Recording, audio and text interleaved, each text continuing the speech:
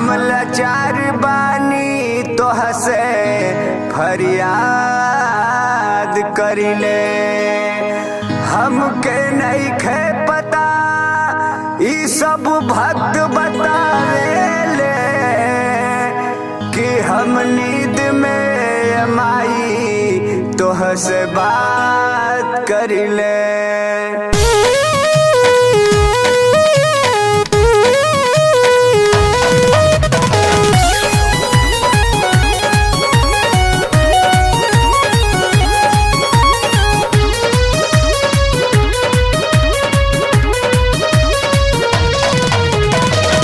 हाथवा में लिहलू मैया धनुष कटार जी।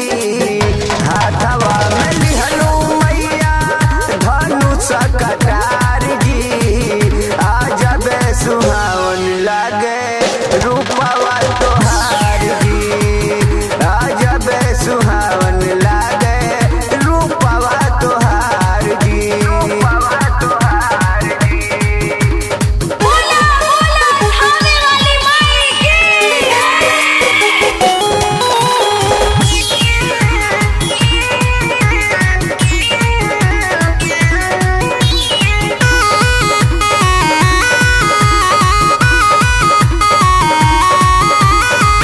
चारों ओर जगमगा बरतात बाटे। खुशबू फैलावताटे धूप अगरबत्ती।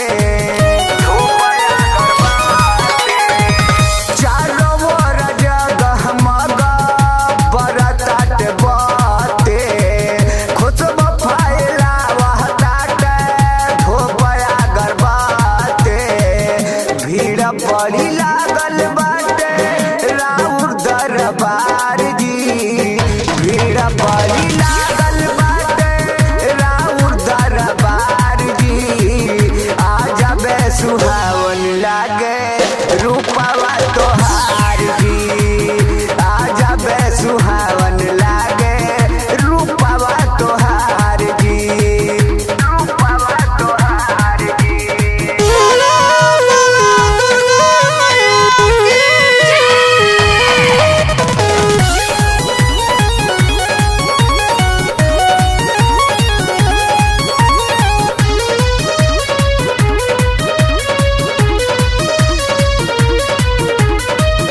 मंदिर के आरी आरी फूलया ढोल के।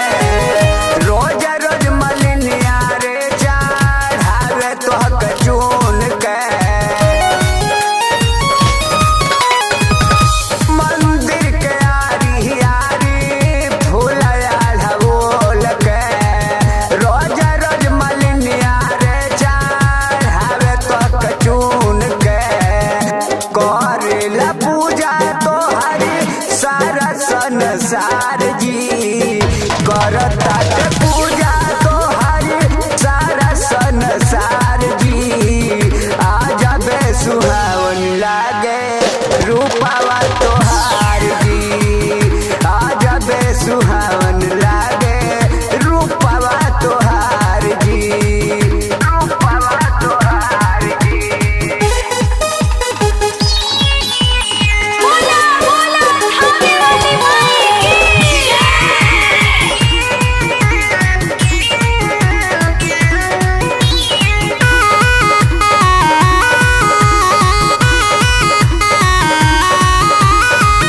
कहे अरविंद तोहार भैरो रखवारिया।